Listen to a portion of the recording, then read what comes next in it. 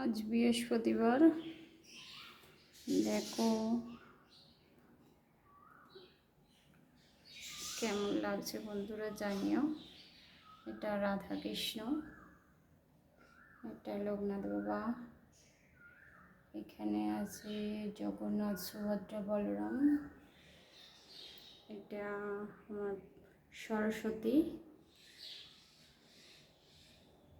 এখানে আছে তারা মা, এখানে আছে বাবার শিবলিঙ্গ, এখানে আছে দক্ষিণেশ্বরের কালীমা। কেমন লাগলো জানিও বন্ধুরা। আমার ঠাকুর ঘর এটা। একটা লাইক, কমেন্ট, শেয়ার করো। যারা যারা সাবস্ক্রাইবার নেই তারা একটা সাবস্ক্রাইবার করে দিও। টাটা।